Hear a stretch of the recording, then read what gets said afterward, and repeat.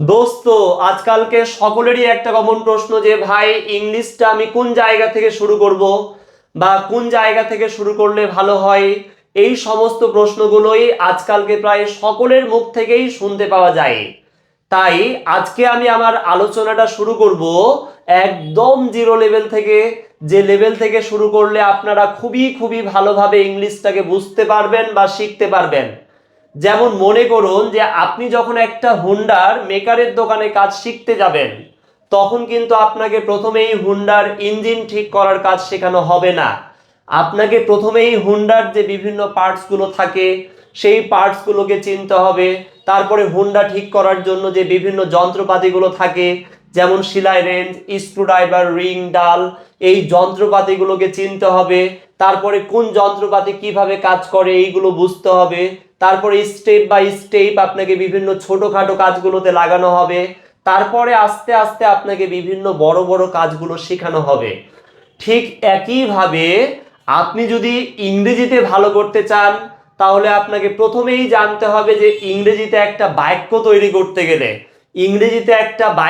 তৈরি করতে গেলে, কোন কোন উপাদানগুলো ব্যবহার করা হয় এবং উপাদানগুলোকে কিভাবে কোন জায়গাতে সেট আপ করতে হয়, এগুলো আগে জানতে হবে।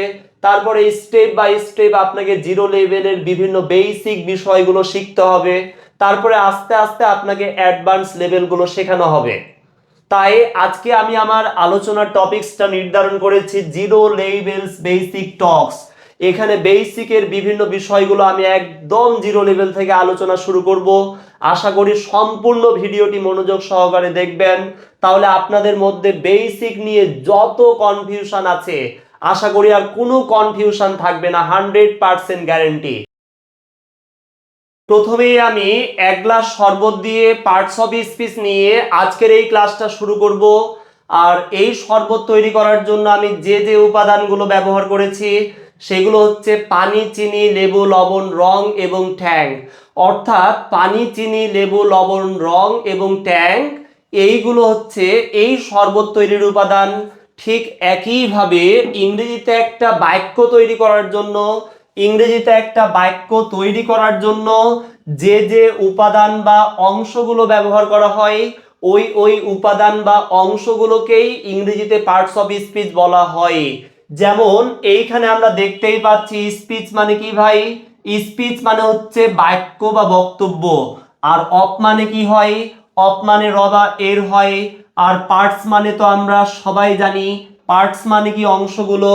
অর্থাৎ বাক্য বা বক্তব্যের অংশগুলোকেই ইংরেজিতে পার্টস অফ স্পিচ বলা হয়। যেমন এইখানে আমরা ইংরেজিতে একটা বাক্য দেখতে পাচ্ছি। বাক্যটা কি লেখা আছে ভাই? I work all day long to change my lot. এখানে লট শব্দের অর্থ হচ্ছে ভাগ্য, মানে আমি আমার ভাগ্য পরিবর্তন করার জন্য সারাদিন কাজ করি। তাহলে এই বাক্যটার মধ্যে কি আমরা একটাই অংশ দেখতে পাচ্ছি না অনেকগুলো অংশ ভাই? অনেকগুলো অংশ দেখতে পাচ্ছি। যেমন এটা একটা অংশ, এটা একটা অংশ, এটা একটা অংশ। এইভাবে প্রত্যেকটা অংশ কার অংশ ভাই? প্রত্যেকটা অংশ হচ্ছে বাক্যের অংশ। আর ইংরেজিতে বাক্য বা বক্তব্যের অংশগুলোকে কি বলা হয়? পার্টস অফ স্পিচ বলা হয়। কিন্তু বিষয়টি হচ্ছে ভাই যে বাক্যের প্রত্যেকটা অংশ বা উপাদানগুলো কি দেখতে একই রকম না ভিন্ন ভিন্ন রকম? অবশ্যই ভিন্ন ভিন্ন রকম। এই কারণে বাক্যের এই অংশ বা উপাদানগুলো আবার 8 প্রকারের হয়। কয় প্রকারের? 8 প্রকারের। অর্থাৎ পার্টস অফ স্পিচ হচ্ছে 8 প্রকার। পার্টস অফ স্পিচ কয় প্রকার?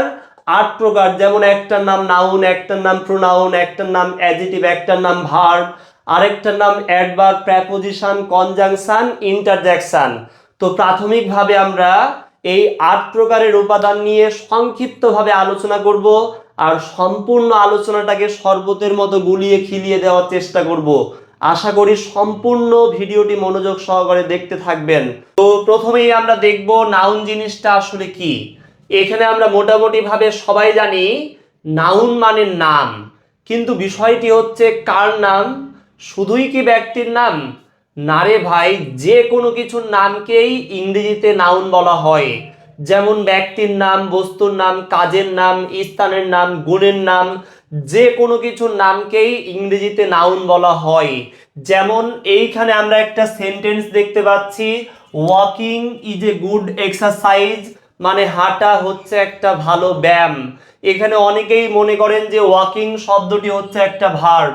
আচ্ছা ভাই, ভার্ব মানে কি করা বোঝায়? কাজ করা বোঝায়। কিন্তু এইখানে কি কেউ কাজ করতেছে? এখানে বলছে যে হাঁটা এটা একটা ভালো ব্যায়াম। এই যে আমি এখানে দাঁড়িয়ে আছি, দাঁড়িয়ে দাঁড়িয়ে বলছি যে হাঁটা এখানে একটা ভালো ব্যায়াম। তো এখানে কি কেউ হাঁটতেছে, কাজ করতেছে? মনে করুন যে আমি আপনাকে বলতেছি যে ভাই আমি আপনাকে একটা কাজের নাম বলবো, কাজটা অনেক ভালো। তো আপনি বলছেন যে ভাই বলুন তাহলে। তো আমি আপনাকে বললাম যে হাঁটা এটা একটা ভালো ব্যায়াম। আমি আপনাকে কাজের একটা নাম বললাম, তাহলে যেহেতু এটা কাজের নাম বোঝাচ্ছে তাই অবশ্যই এটা একটা নাউন। এটাকে কেউ ভুল করেও ভার্ব বলবেন না এখানে। কিন্তু 2 নাম্বার সেন্টেন্সটাতে কি বলছে? আই এম ওয়াকিং, মানে আমি এখন হাঁটতেছি। এই যে আমি এখন হাঁটতেছি মানে আমি একটা কাজ করতেছি। তাহলে আই এম ওয়াকিং মানে আমি হাঁটতেছি। আমি যখন হাঁটতেছি তখন কি কাজ করতেছি। তাহলে কাজ করা যদি বোঝায় তাহলে এইটাকে ভার্ব বলা যাবে। তাহলে এখানে ওয়াকিং শব্দটা কি ভাই? এখানে ওয়াকিং শব্দটা হচ্ছে একটা ভার্ব। ঠিক একইভাবে পরবর্তী সেন্টেন্সগুলো একটু লক্ষ্য করুন। Honesty is a Nobel virtue, মানে সততা একটা মহৎ গুণ। এখানেও অনেকেই ভুল করে থাকেন যে অনেস্টিকে অ্যাডজেক্টিভ বলেন। কারণ তো ভাই অ্যাডজেক্টিভ কি দোষ গুণ অবস্থা সংখ্যা পরিমাণ এগুলো বোঝাই, কিন্তু কার দোষ গুণ বোঝাই রে ভাই? অ্যাডজেক্টিভ নাউন বা প্রোনাউনের দোষ গুণ বোঝায়। কার দোষ গুণ বোঝায়? নাউন অথবা প্রোনাউনের। তো এখানে অনেস্টি মানে সততা। এখানে কে সৎ বা কারা সৎ, কোন নাউন বা প্রোনাউনটা সৎ, এটা কি এখানে বোঝানো হচ্ছে? অবশ্যই না। এখানে একটা গুণের নাম বলছে যে সততা বা দয়া মায়া এগুলো মহৎ গুণ। তো কে বা কারা সৎ, কে দয়ালু এগুলো তো বলা হচ্ছে না। তাহলে এখানে একটা গুণের নাম বলা হচ্ছে, তাই এটাও এখানে একটা নাউন। এটাও কি ভাই? এটাও একটা নাউন। কিন্তু পরবর্তী সেন্টেন্সে বলছে lima is an honest girl, মানে লিমা হচ্ছে একটা সৎ মেয়ে। এখানে গার্ল শব্দটা একটা নাউন। তাহলে মেয়েটা কেমন? মেয়েটা হচ্ছে সৎ। তাহলে নাউনটা সম্পর্কে এটা একটা তথ্য দিচ্ছে, নাউনটার এটা একটা গুণ যে মেয়েটা কেমন ভাই? মেয়েটা হচ্ছে সৎ। তাহলে নাউন বা প্রোনাউনের দোষ গুণ বোঝালে যেহেতু অ্যাডজেক্টিভ হয়, তাই এই শব্দটাকে এখানে অ্যাডজেক্টিভ বলা যাবে। তবে এখানে অনেস্টি শব্দটাকে অ্যাডজেক্টিভ বলা যাবে না। তাহলে আপনারা বুঝতেই পারছেন যে নাউন মানে শুধুই ব্যক্তির নাম নয়, যে কোনো কিছু নামকেই নাউন বলা হয়। সেটা হোক ব্যক্তির নাম, বস্তুর নাম, কাজের নাম, স্থানের নাম, গুণের নাম, যে কোনো কিছুর নামকেই ইংরেজিতে নাউন বলা হয়। আরেকটা গুরুত্বপূর্ণ বিষয় মনে রাখবেন যে চোখে যা যা কিছু দেখতে পাওয়া যায় সব কিছুকেই নাউন বলা হয়। যেমন চোখে আপনারা এটা দেখতে পাচ্ছেন না, এটার একটা নাম আছে। এটার নাম কি ভাই? পেন, মানে কলম। চোখে আপনারা এটা দেখতে পাচ্ছেন, এটার একটা নাম আছে। এটার নাম কি? চামচ। চোখে আপনারা এটা দেখতে পাচ্ছেন না কাকা, এটার নাম কি? এটার নাম হচ্ছে টাকা। আর এই টাকা ছাড়া আসলে দুনিয়াটা ফাঁকা। আর এইভাবে চোখে যা যা কিছু দেখতে পাওয়া যাবে, যেমন ছাতা, খাতা, নেতা, পাতা, লাঠি, মাটি, হাতি, পাখি, যদু, মধু, কদু, যা যা কিছু চোখে দেখতে পাওয়া যায় সব কিছুকেই নাউন বলা হয়। তাহলে কেউ যদি আপনাকে প্রশ্ন করে যে এই যে বোর্ড, এটা কোন পার্টস অফ স্পিচ, এটাও অবশ্যই নাউন। তাহলে চোখে যা যা কিছু দেখতে পাওয়া যায় সব কিছুকেই নাউন বলা হয়। কিন্তু মনে রাখবেন সবগুলো নাউনকেই যে চোখে দেখতে পাওয়া যাবে এমনটা কিন্তু নয়। যেমন সততা, দয়া, মায়া, মৃত্যু, এই নাউনগুলো কি চোখে দেখতে পাওয়া যায়? অবশ্যই না। তাহলে সবগুলো নাউনকেই কিন্তু চোখে দেখতে পাওয়া যাবে না। তো আশা করি আমরা নাউন জিনিসটা সবাই ভালোভাবে বুঝতে পারছি। এইবার আমরা আলোচনা করব প্রোনাউন নিয়ে। তো এখানে আমরা মোটামুটি ভাবে সবাই জানি ইংরেজিতে যে যে শব্দগুলোকে নাউন বা নামের পরিবর্তে ব্যবহার করা হয় ওই ওই শব্দগুলোকেই ইংরেজিতে প্রোনাউন বলা হয়। যেমন আমার নাম মমিন, মমিন না বলে আমি যদি বলি আমি, তাহলে আমি শব্দটা একটা প্রোনাউন। তার নাম সোনিয়া, সোনিয়া না বলে আমি যদি বলি সে, তাহলে সে শব্দটাও একটা প্রোনাউন। এইগুলো হচ্ছে বই, বইগুলো না বলে আমি যদি বলি এইগুলো, তাহলে এইগুলো শব্দটাও একটা প্রোনাউন। অর্থাৎ ইংরেজিতে যে যে শব্দগুলো নাউন বা নামের পরিবর্তে ব্যবহার করা হয় ওই শব্দগুলোকেই ইংরেজিতে প্রোনাউন বলা হয়। যেমন আমরা এইখানে কয়েকটা বাক্য দেখতে পাচ্ছি। প্রথম বাক্যটাতে কি বলছে, ম্যানি সে, অনেকেই বলে দ্যাট, যে অনেকেই বলে যে Masuma is a good girl, মানে মাসুমা হচ্ছে একটা ভালো মেয়ে। এখানে ম্যানি শব্দটা ভাই কি, ম্যানি শব্দটা হচ্ছে এখানে একটা প্রোনাউন। কারণটা হচ্ছে এখানে ম্যানি শব্দটা দ্বারা কারো নাম বোঝানো হচ্ছে না। কে বলে, রহিম বলে না করিম বলে না কে বলে, এরকম কি কারো নাম বলা আছে? কারো নাম বলা নাই, তাহলে এটাকে নাউন বলা যাবে না। কে বলে, অনেকেই বলে, এটা অনেকের নামের পরিবর্তে এই শব্দটা ব্যবহার করা হয়েছে। কে বলে, অনেকেই বলে, তাহলে অনেকের নামের পরিবর্তে যেহেতু এই শব্দটা ব্যবহার করা হয়েছে তাই ম্যানি শব্দটা এখানে একটা প্রোনাউন। তাহলে অনেকেই বলে যে মাসুমা হচ্ছে একটা ভালো মেয়ে, তাহলে মাসুমা এই শব্দটা যেহেতু এখানে একটা নাম বোঝাচ্ছে তাই এটাকে নাউন বলা যাবে, এই শব্দটাকে এখানে নাউন বলা যাবে। এবার 2 নাম্বার সেন্টেন্সটা কি বলছে, এভরিবডি লাভস ফ্লাওয়ার, সবাই ফুল ভালোবাসে। কে ফুল ভালোবাসে ভাই, সবাই ফুল ভালোবাসে, করিম ভালোবাসে, মমিন ভালোবাসে, নুর ইসলাম ভালোবাসে, সবাই ফুল ভালোবাসে। তাহলে এখানে কি কারো নাম স্পষ্টভাবে কারো নাম কি বলা আছে, না সবার নামগুলোকে একসঙ্গে বলা আছে? যে নামের পরিবর্তে এখানে একটা শব্দ ইউজ করা হয়েছে যে সবাই ফুল ভালোবাসে।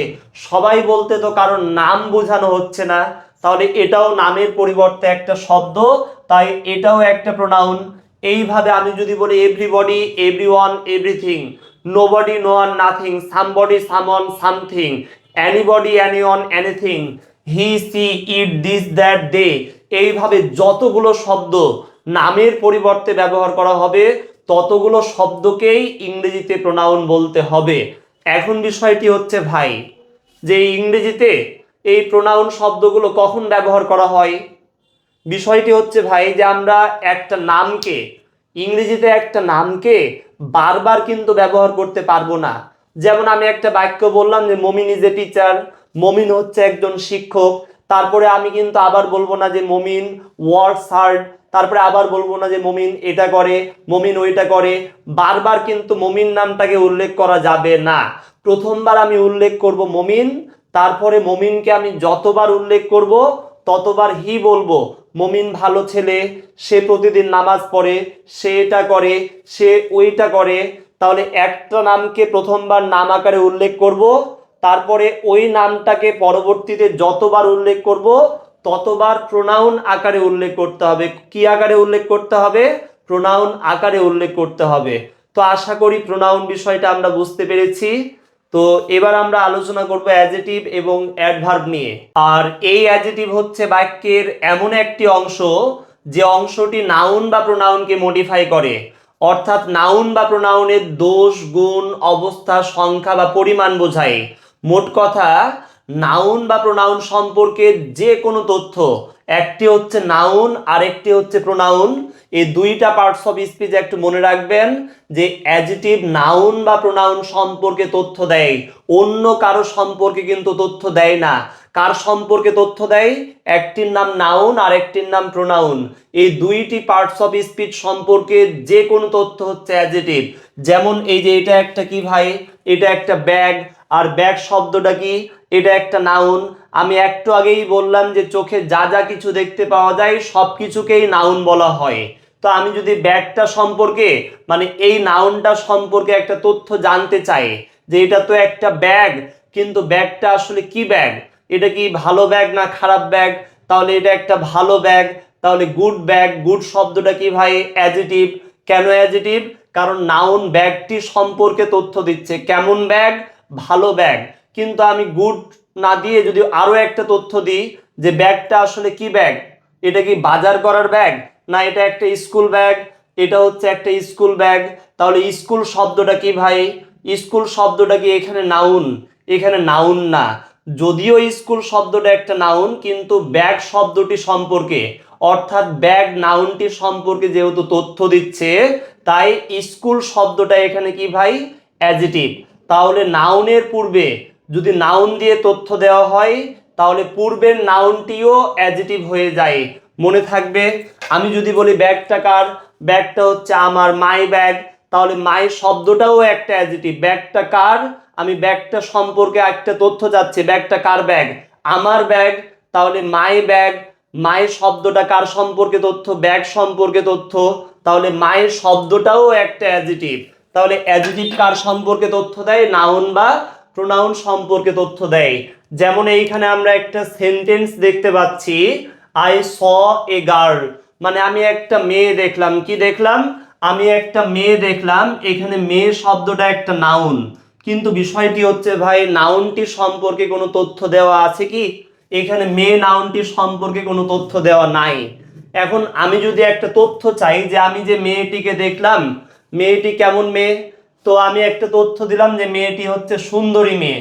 কেমন মেয়ে, বিউটিফুল গার্ল। তাহলে এই যে বিউটিফুল, BEAUTIFUL, এই বিউটিফুল শব্দটা কার সম্পর্কে তথ্য, কে বিউটিফুল, মেয়েটি বিউটিফুল, তাহলে নাউন সম্পর্কে যেহেতু এটাও একটা তথ্য, তাই এটাকে আমি কি বলবো, এটাকে আমি অ্যাডজেক্টিভ বলবো। আচ্ছা, আমি যদি মেয়েটা সম্পর্কে অন্য একটা তথ্য দিতাম যে আমি একটা মেয়ে দেখলাম, কেমন মেয়ে দেখলাম, কলেজের একটা মেয়ে দেখলাম, কলেজ গার্ল, COLLEGE। এই যে একটা গান আছে না, যে কলেজে পড়ে এক মাইয়া, তো আমি যে মেয়েটাকে দেখলাম, মেয়েটা কেমন মেয়ে, কলেজের মেয়ে। তাহলে এই যে কলেজ গার্ল, কলেজ কিন্তু একটা নাম, কিন্তু এখানে যেহেতু নাউন সম্পর্কে তথ্য দিচ্ছে, তাই এখানেও কলেজ শব্দটা অ্যাডজেটিভ। তাহলে অ্যাডজেটিভ জিনিসটা আমরা বুঝতে পারছি যে অ্যাডজেটিভ নাউন বা প্রোনাউন সম্পর্কে তথ্য দেয়। কার সম্পর্কে ভাই, নাউন বা প্রোনাউন সম্পর্কে। আমি একটা সেন্টেন্স বলছি যে he is handsome, K handsome, he is handsome, তাহলে সে হচ্ছে হ্যান্ডসাম। হি শব্দটা কি, হি শব্দটা একটা প্রোনাউন, তাহলে প্রোনাউন সম্পর্কে হ্যান্ডসাম শব্দটা একটা তথ্য, তাই হ্যান্ডসাম শব্দটাও একটা অ্যাডজেটিভ। তাহলে অ্যাডজেটিভ জিনিসটা আমরা মোটামুটি বুঝতে পারছি। এবার অ্যাডভার্ব বিষয়টা একটু দেখব যে অ্যাডভার্ব জিনিসটা আসলে কি। অ্যাডভার্বও কিন্তু তথ্য দেয়, অ্যাডভার্বও মডিফাই করে। কাকে মডিফাই করে, অ্যাডভার্ব আবার নাউন প্রোনাউনকে বাদ দিয়ে, অ্যাডজেটিভ যেমন নাউন প্রোনাউন সম্পর্কে তথ্য দেয়, কিন্তু অ্যাডভার্ব নাউন প্রোনাউনকে বাদ দিয়ে, কাকে বাদ দিয়ে, নাউন এবং প্রোনাউনকে বাদ দিয়ে বাকি যে 6টা পার্টস অফ স্পিচ আছে, নাউন প্রোনাউনকে বাদ দিলে ভাই কয়টা পার্টস অফ স্পিচ থাকে, 6টা। এই 6টা পার্টস অফ স্পিচকে মডিফাই করবে অ্যাডভার্ব।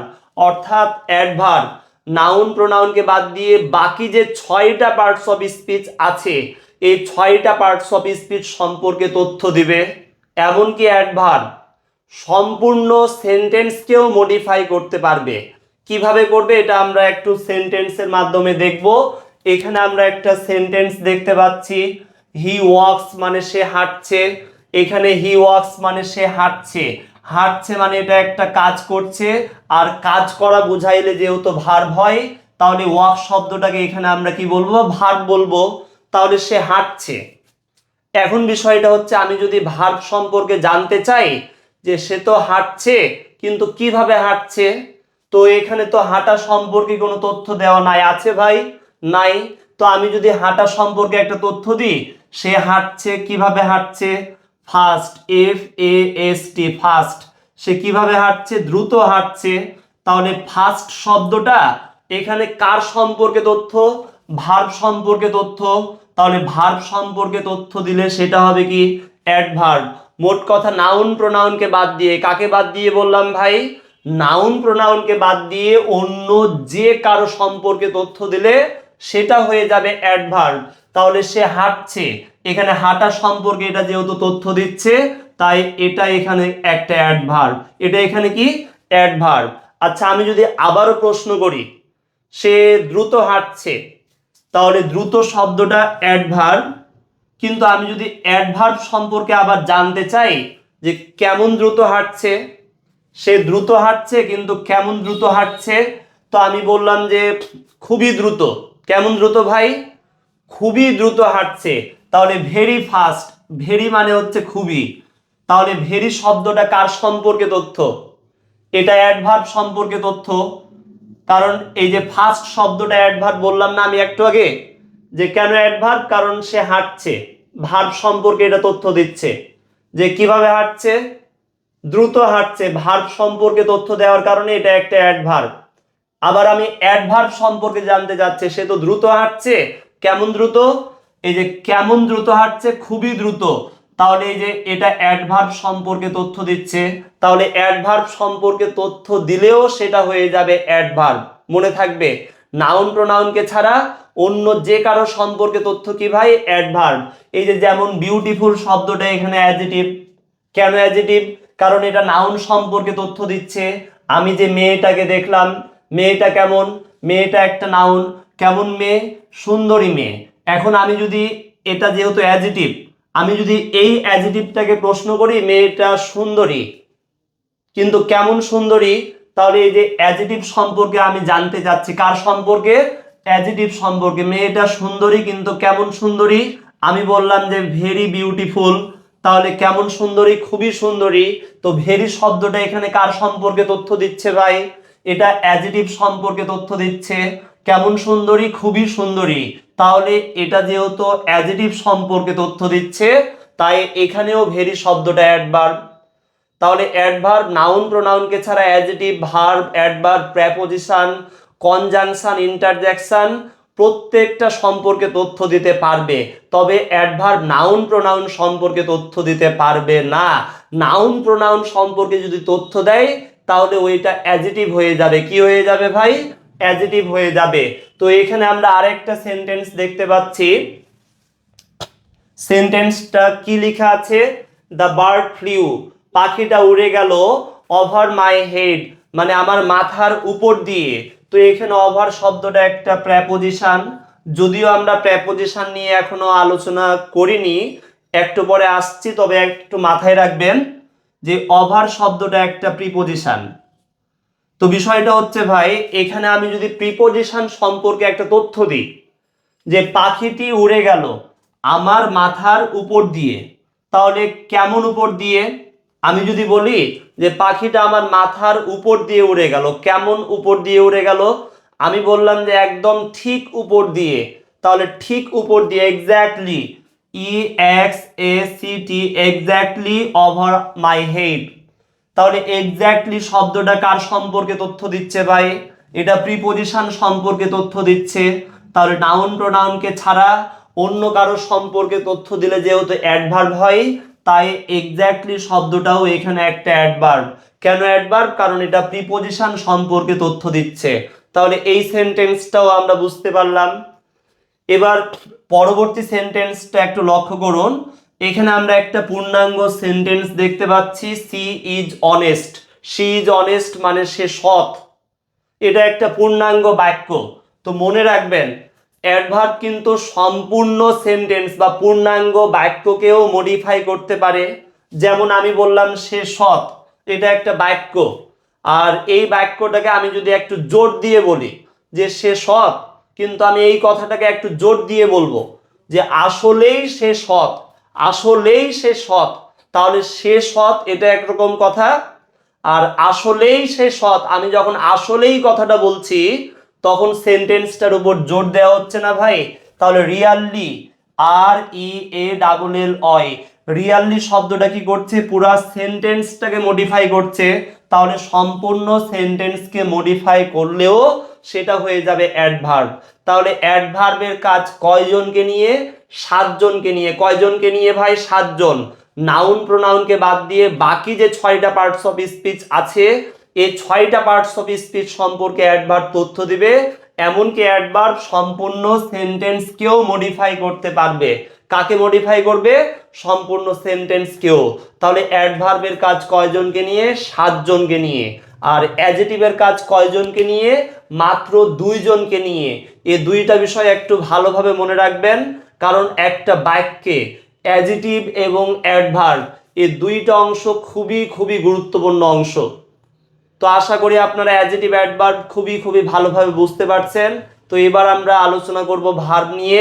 এখানে আমরা মোটামুটি ভাবে সবাই জানি যে ভার্ব হচ্ছে এমন একটি শব্দ যে শব্দটি দ্বারা মূলত কোনো কাজ করা বোঝানো হয়। তাহলে ভার্বের কাজ কি বললাম ভাই, যে ভার্ব হচ্ছে এমন একটি শব্দ যে শব্দটি দ্বারা মূলত কোনো কাজ করা বোঝানো হয়।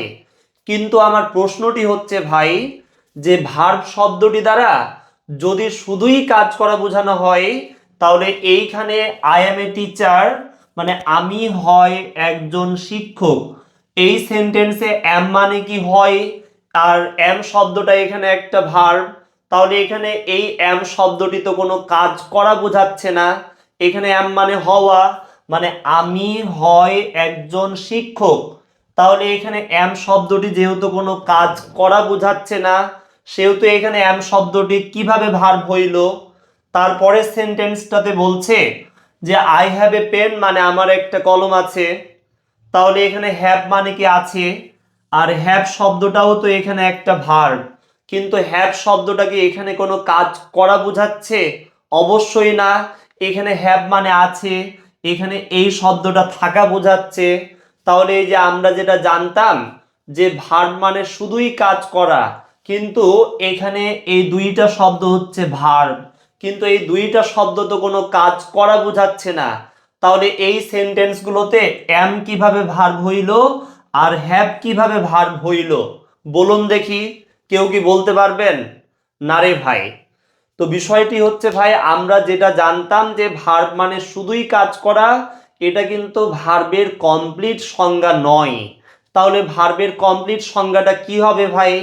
ভার্বের কমপ্লিট সংজ্ঞাটা হচ্ছে a verb is a word which denotes being, having or doing somethings. অর্থাৎ ভার্ব হচ্ছে এমন একটি শব্দ যে শব্দটি দ্বারা কোনো কিছু হওয়া বা না হওয়া বোঝায়, কোনো কিছু থাকা বা না থাকা বোঝায়, অথবা কোনো কাজ করা বোঝায়। তাহলে এখানে আমরা বুঝতে পারলাম যে ভার্বের কাজ কয়টি? তিনটি। ভার্বের কাজ কয়টি ভাই? তিনটি। কেউ যদি আপনাকে প্রশ্ন করে যে ভার্ব কাকে বলে, তাহলে আপনি বলবেন যে ভার্ব হচ্ছে এমন একটি শব্দ যে শব্দটি কোনো কিছু হওয়া বোঝায়, অথবা কোনো কিছু থাকা বোঝায়, অথবা কোনো কাজ করা বোঝায়। তাহলে সংজ্ঞার ভিত্তিতে আমরা ভার্বকে মূলত তিন ভাগে ভাগ করতে পারছি। কয় ভাগে? তিন ভাগে। যে ভার্বগুলো হওয়া বোঝায় ওই ভার্বগুলোকে ইংরেজিতে বলা হয় বি ভার্ব। যেমন কোন ভার্বগুলো হওয়া বোঝায়? এম মানে হয়, ইজ মানে হয়, আর মানে হয়, ওয়াজ মানে হয়েছিল, এইভাবে আমি যার, was were, be being been, এই আটটি ভার্বের নাম হচ্ছে বি ভার্ব। এই আটটি ভার্বের নাম কি ভার্ব বললাম? Be verb. আর যে ভার্বগুলো থাকা বোঝায় ওইগুলোকে ইংরেজিতে বলা হয় হ্যাভ ভার্ব। কোন ভার্ব বলা হয় ভাই? Have verb. আর ইংরেজিতে হ্যাভ ভার্ব হচ্ছে চারটি, একটি হচ্ছে হ্যাভ, একটি হচ্ছে হ্যাজ, আরেকটি হ্যাড, আরেকটি হ্যাভিং। এই চারটি ভার্বকে বলা হয় হ্যাভ ভার্ব। আর যে ভার্বগুলো দ্বারা কাজ করা বোঝায় ওইগুলোকে ইংরেজিতে বলা হয় ডু ভার্ব। কোন ভার্ব বলা হয়? ডু ভার্ব বলা হয়। যেমন এই যে আমি এখন লিখছি, এটা একটা কাজ করছি, তাহলে রাইট, এটা হচ্ছে একটা ডু ভার্ব। তোমরা এখন দেখছো, এটাও একটা কাজ করতেছো, তাহলে এটাও একটা ডু ভার্ব। এই যে আমি এখন কথা বলছি, স্পিক মানে কি? কথা বলা। তাহলে এই যে আমি এখন কথা বলছি মানে আমি একটা কাজ করতেছি, তাহলে এটাও একটা ডু ভার্ব। তাহলে এখানে আমরা মোটামুটি ভাবে বুঝতে পারলাম যে ভার্ব জিনিসটা আসলে কি। তো এইবার আমরা দেখব প্রেপোজিশন জিনিসটা আসলে কি। এখানে আমরা দেখতেই পাচ্ছি যে প্রি অর্থ হচ্ছে পূর্বে আর পজিশন অর্থ অবস্থান। কিন্তু বিষয়টি হচ্ছে ভাই যে প্রি অর্থ যদি হয় পূর্বে আর পজিশন অর্থ যদি হয় অবস্থান, কিন্তু কার পূর্বে অবস্থান? উত্তরটি হচ্ছে নাউন বা প্রোনাউনের পূর্বে যার অবস্থান তার নামটি হচ্ছে প্রেপোজিশন। অর্থাৎ প্রেপোজিশনকে নাউন বা প্রোনাউনের পূর্বে অবস্থান গ্রহণ করতেই হবে। যেমন এইখানে আমরা যে সেন্টেন্স গুলো দেখতে পাচ্ছি, এই সেন্টেন্সে ওয়ান হচ্ছে একটা প্রেপোজিশন, আর এই প্রেপোজিশনটা নাউনের পূর্বে বসে আছে। তারপরে সেন্টেন্সটাতে ফর হচ্ছে একটা প্রেপোজিশন, এই সেন্টেন্সে এই প্রেপোজিশনটা মুমিন, এটা একটা নাম, আর মি এটা হচ্ছে কি? এটা একটা প্রোনাউন। তাহলে এই প্রেপোজিশনটা নাউন বা প্রোনাউনের পূর্বে বসে আছে। অর্থাৎ প্রেপোজিশন হতে হলে প্রেপোজিশনকে অবশ্যই অবশ্যই অবশ্যই নাউন বা প্রোনাউনের পূর্বে অবস্থান গ্রহণ করতেই হবে। কিন্তু বিষয়টি হচ্ছে ভাই যে প্রেপোজিশনগুলো নাউন বা প্রোনাউনের পূর্বে কেন অবস্থান গ্রহণ করবে? উত্তরটি হচ্ছে সম্পর্ক তৈরি করার জন্য। কিন্তু বিষয়টি হচ্ছে এই সম্পর্কটা আবার কার সঙ্গে কার সম্পর্ক তৈরি করবে? মানে প্রেপোজিশন কার সঙ্গে কার সম্পর্ক তৈরি করবে, বয়ফ্রেন্ডের সঙ্গে গার্লফ্রেন্ডের সম্পর্ক না রে ভাই। প্রেপোজিশন এই যে নাউন বা প্রোনাউনের সঙ্গে তার পূর্বের অংশের একটা সম্পর্ক তৈরি করবে। তো এইবার আমরা দেখব যে আসলে এই সম্পর্কটা কিভাবে তৈরি হয়। যেমন এইখানে আমরা একটা সেন্টেন্স দেখতে পাচ্ছি, দেয়ার ইজ এ ক্যাট, একটা বিড়াল আছে, অন দ্য ম্যাট মানে মাদুরের উপরে একটা বিড়াল আছে। তো আমি এখানে দেখতে পাচ্ছি ওয়ান প্রেপোজিশনটা নাউনের পূর্বে বসে আছে। কার পূর্বে? দ্য ম্যাট নাউনের পূর্বে বসে আছে। কেন বসে আছে? নাউন অংশটির সঙ্গে পূর্বের অংশের একটা সম্পর্ক তৈরি করার জন্য।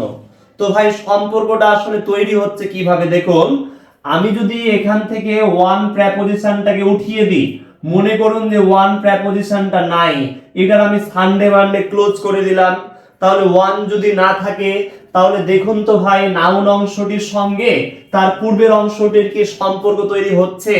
দেখুন তো একটু অর্থটা করে এবার। দেয়ার ইজ এ ক্যাট, একটা বিড়াল আছে, দ্য ম্যাট একটা বিড়াল আছে, মাদুরটি। এখন বলুন দেখি মাদুরটি অংশটির সঙ্গে পূর্বের অংশটির কোনো সম্পর্ক আছে? অবশ্যই নাই। কিন্তু আমি যদি ভাই একটা ওয়ান প্রেপোজিশন যুক্ত করি তখন এই অংশটির সঙ্গে এই অংশটার একটা সম্পর্ক তৈরি হবে। এবার আমি যদি বলি দেয়ার ইজ এ ক্যাট, একটা বিড়াল আছে, অন দ্য ম্যাট মানে মাদুরটির উপরে, অর্থাৎ ওয়ান যখন বসাচ্ছি তখন নাউন অংশটির সঙ্গে তার পূর্বের অংশের একটা সম্পর্ক তৈরি হচ্ছে। তাহলে প্রেপোজিশন গুলো নাউন বা প্রোনাউনের পূর্বে বসে। কেন বসে? সম্পর্ক তৈরি করার জন্য। কার সাথে কার?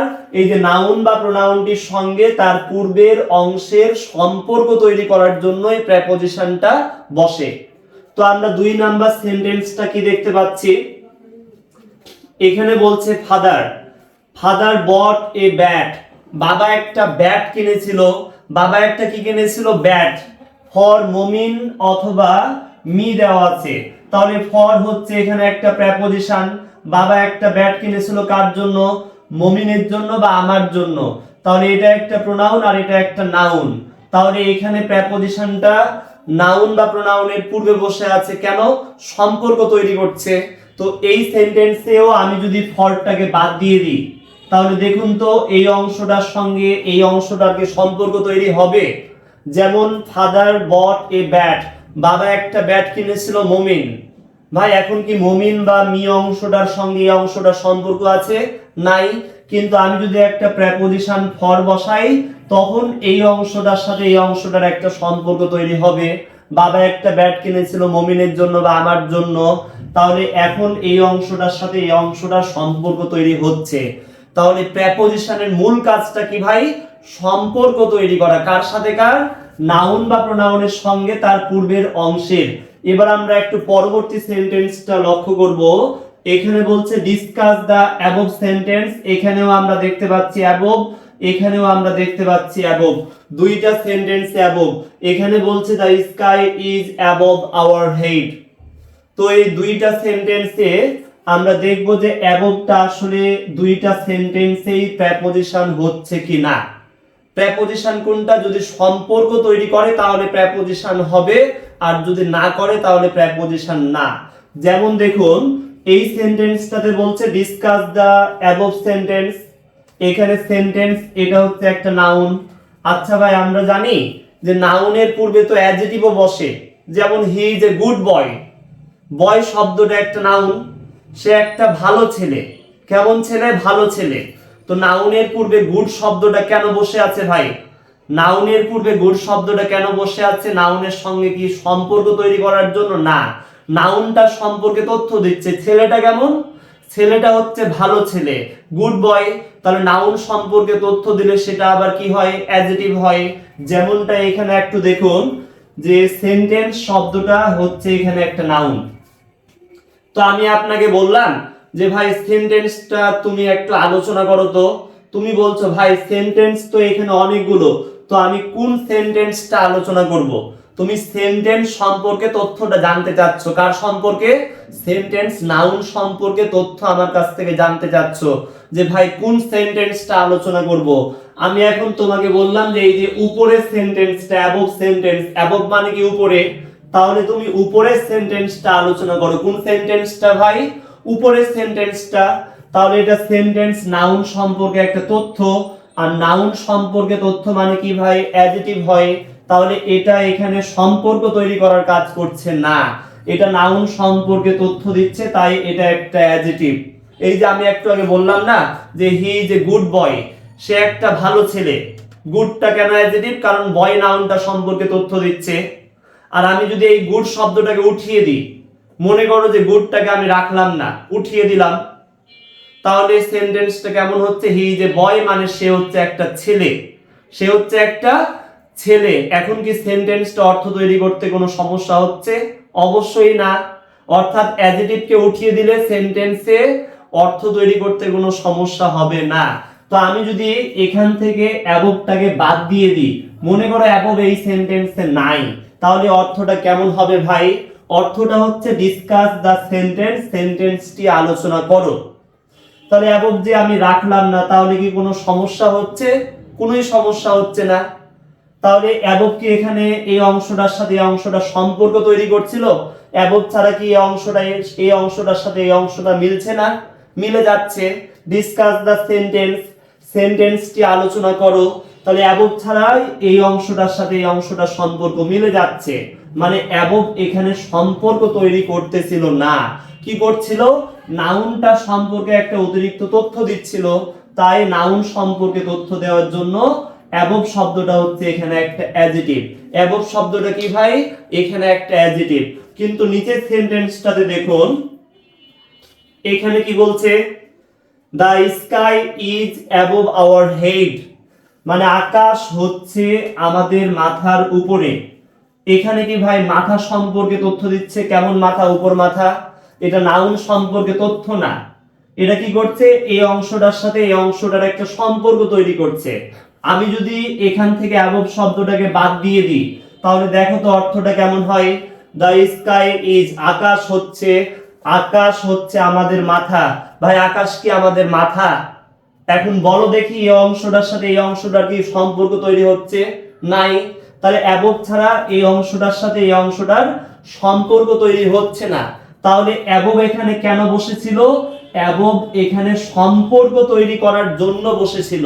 তাহলে যে শব্দগুলো নাউন বা প্রোনাউনের পূর্বে বসে এবং নাউন বা প্রোনাউনের সঙ্গে তার পূর্বের অংশের সম্পর্ক তৈরি করে, তাকে কি বলে? প্রেপোজিশন বলে। তাহলে অ্যাবভ এখানে প্রেপোজিশন, বোঝা গেল? আর প্রেপোজিশন হতে হলে প্রেপোজিশনকে নাউন বা প্রোনাউনের পূর্বে অবস্থান গ্রহণ করতেই হবে। কিন্তু দেখো তো ভাই, এইখানে ইন শব্দটা কি?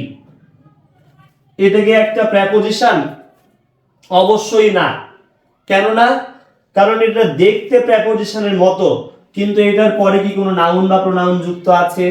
আমি একটু আগেই বললাম না যে প্রেপোজিশনকে নাউন বা প্রোনাউনের পূর্বে অবস্থান গ্রহণ করতেই হবে, তবে এটার পরে তো কোনো নাউন বা প্রোনাউন যুক্ত নাই।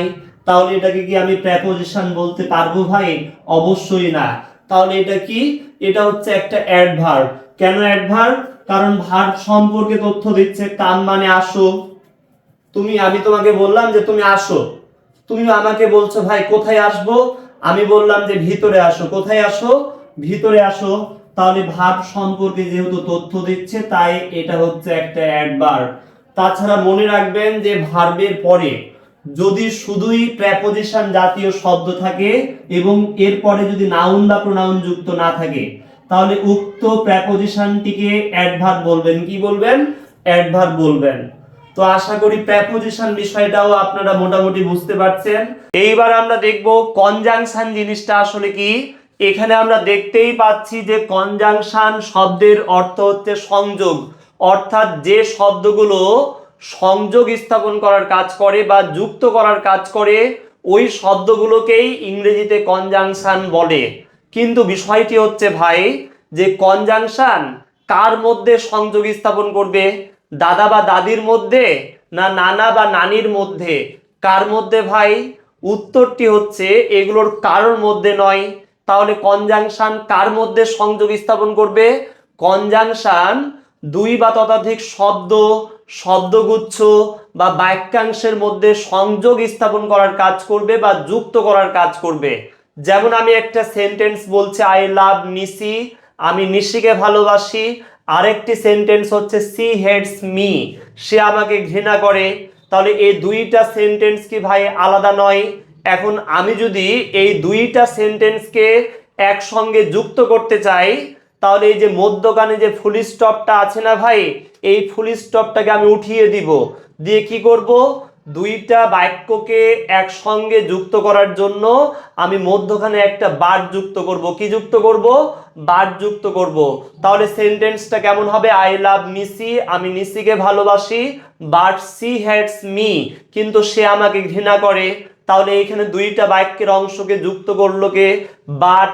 তাহলে বাট শব্দটা হচ্ছে এখানে একটা কনজাংশন, অর্থাৎ ইংরেজিতে যে শব্দগুলো যেমন and, or, but, who, which, hot, that, এই যে শব্দগুলো সংযোগ স্থাপন করার কাজ করে বা যুক্ত করার কাজ করে, ওই শব্দগুলোকেই ইংরেজিতে কনজাংশন বলে। যেমন এইখানে আমরা কয়েকটা সেন্টেন্স দেখতে পাচ্ছি। এখানে প্রথম সেন্টেন্সটাতে কি বলছে ভাই? I love Wony, Johnny, Money and Tony. I love Wony, Money, Johnny and Tony. এখানে একাধিক নাউনকে যুক্ত করার জন্য আমরা একটা কনজাংশন দেখতে পাচ্ছি অ্যান্ড। কি দেখতে পাচ্ছি ভাই? অ্যান্ড দেখতে পাচ্ছি। তাহলে এখানে অ্যান্ডের কাজটা হচ্ছে একাধিক শব্দকে যুক্ত করা। তাহলে কনজাংশন দুই বা ততোধিক শব্দকে যুক্ত করবে, শব্দগুচ্ছকে বা বাক্যের অংশকে যুক্ত করে। যেমন এইখানে আমরা দেখতে পাচ্ছি অ্যান্ড শব্দকে যুক্ত করছে। কাকে যুক্ত করছে ভাই? শব্দকে। কিন্তু নিচের সেন্টেন্সটা একটু লক্ষ্য করুন। এখানে আমরা দেখতে পাচ্ছি মাই হবিজ, আমার শখগুলো, আর মানে হচ্ছে, আমার শখগুলো হচ্ছে, আমার শখগুলো কি কি ভাই? একটা হচ্ছে ফুটবল খেলা, playing football and reading books. আমার শখ হচ্ছে ফুটবল খেলা এবং বই পড়া। এখানে অ্যান্ড এর কাজটা কি? যুক্ত করা। কিন্তু অ্যান্ড এখানে কাকে যুক্ত করছে? শব্দকে না শব্দগুচ্ছকে? যেমন আমরা দেখতে পাচ্ছি, দেখুন যে রিডিং বুকস, এটা কি ভাই একটা শব্দ না শব্দের গুচ্ছ? অবশ্যই শব্দগুচ্ছ। তাহলে রিডিং বুকস এটা তো একটা শব্দ না শব্দগুচ্ছ। তাহলে আমি বা আমার শখগুলো কি কি? আমার শখ হচ্ছে বই পড়া এবং ফুটবল খেলা। তাহলে ফুটবল খেলা একটা শব্দ না শব্দগুচ্ছ? শব্দগুচ্ছ। তাহলে এখানে অ্যান্ড এর কাজটা কি? দুইটা শব্দগুচ্ছকে যুক্ত করছে। তাহলে কনজাংশন দুই বা ততোধিক শব্দ বা শব্দগুচ্ছ বা বাক্যের অংশকে যুক্ত করবে। যেমন নিচের সেন্টেন্সটাতে একটু লক্ষ্য করুন। এখানে আমরা দেখতে পাচ্ছি আই উইল কল ইউ, আমি তোমাকে কল দিব, হোয়েন যখন, I arrive at the airport, এটা একটা বাক্যের অংশ আর এটা হচ্ছে একটা বাক্যের অংশ। তো এখানে দুইটা বাক্যের অংশকে যুক্ত করছে কে ভাই? হোয়েন। তাহলে হোয়েন এখানে একটা কনজাংশন। তাহলে কনজাংশনের কাজটা আমরা বুঝতে পারলাম যে কনজাংশন হয় দুই বা ততোধিক শব্দকে যুক্ত করবে, না হয় শব্দগুচ্ছকে যুক্ত করবে, অথবা বাক্যের অংশকে যুক্ত করবে। তো কনজাংশন আর প্রিপোজিশন এটা নিয়ে যদিও একটু ঝামেলা আছে, এগুলো আমরা পরবর্তীতে বিস্তারিত আলোচনা করব। তো আপাতত এই স্টেপে আমি আশা করি মোটামুটি ভাবে আমরা কনজাংশন জিনিসটা বুঝতে পারছি। এইবার আমরা আলোচনা করব ইন্টারজেকশন নিয়ে। ও আহ কি মানুষ রে বাবা, ছি ছি ছি ছি ছি ছি ছি ছি। Oh my god. এগুলো কি বলে বন্ধুরা? আসলে আমি এতক্ষণ ও আ ছি ছি ছি, ও মাই গড, এই জাতীয় যে শব্দগুলোই বলছিলাম, এই জাতীয় শব্দগুলোকেই ইংরেজিতে ইন্টারজেকশন বলা হয়। কারণটি হচ্ছে ভাই, ইংরেজিতে যে যে শব্দগুলোকে আকস্মিকভাবে বা হঠাৎ করেই মনের ভাব বা আবেগগুলোকে প্রকাশ করার জন্য ব্যবহার করা হয়, ওই ওই শব্দগুলোকেই ইংরেজিতে ইন্টারজেকশন বলা হয়। যেমন আমরা যখন খেলায় জিতে যাই তখন কি বলি ভাই? যে হুররে, আমরা খেলায় জিতে গেছি। এই যে আমরা খেলায় জিতে গেছি, এই বাক্যটির পূর্বে আমি যে হুররে নামক শব্দটা ব্যবহার করলাম, এই শব্দটা কি ভাই? হঠাৎ করেই মনের ভাব বা আবেগ থেকে চলে আসে না ভাই? আমরা যখন খেলায় জিতে যাই তখন এই শব্দটা হঠাৎ করেই আমাদের মনের ভাব বা আবেগ থেকে চলে আসে। অর্থাৎ ইংরেজিতে যে শব্দগুলো হঠাৎ করেই মনের ভাব বা আবেগ থেকে চলে আসে, যেমন এই যে আমি যখন হাঁটতে হাঁটতে পড়ে যাই তখন কি বলি ভাই? ও। তাহলে এই যে ওহ নামক শব্দটা হঠাৎ করেই মনের ভাব বা আবেগ থেকে চলে আসে না ভাই? তাহলে যে যে শব্দগুলো ইংরেজিতে আকস্মিকভাবে বা হঠাৎ করেই মনের ভাব বা আবেগগুলোকে প্রকাশ করার জন্য ব্যবহার করা হয়, ওই জাতীয় শব্দগুলোকেই ইংরেজিতে ইন্টারজেকশন বলা হয়। তো আমি এখানে ইন্টারজেকশন জাতীয় শব্দগুলোর একটা লিস্ট বাংলা অর্থ সহকারে দিয়ে রাখলাম, প্রয়োজনে তোমরা লিখে রাখবা। তো আশা করি এই অধ্যায়ের প্রত্যেকটা বিষয়ে তোমরা খুবই ভালোভাবে বুঝতে পেরেছো। আর কোনো বিষয়ে যদি তোমাদের সমস্যা থেকে থাকে তাহলে অবশ্যই কমেন্ট করে আমাকে জানাবা। আর সম্পূর্ণ ভিডিওটি মনোযোগ সহকারে দেখার জন্য তোমাদেরকে অনেক ধন্যবাদ। আর বেসিক নিয়ে পরবর্তী আলোচনাগুলো পার্ট 2, পার্ট 3, পার্ট 4 এবং পার্ট 5 অংশে দেওয়া আছে। প্রত্যেকটি পার্ট মনোযোগ সহকারে দেখবা, তাহলে তোমাদের মধ্যে বেসিক নিয়ে যত সমস্যা আছে 100% গ্যারান্টি কোনো কনফিউশন, কোনো সমস্যা থাকবে না। তো সবাইকে ধন্যবাদ। আসসালামু আলাইকুম।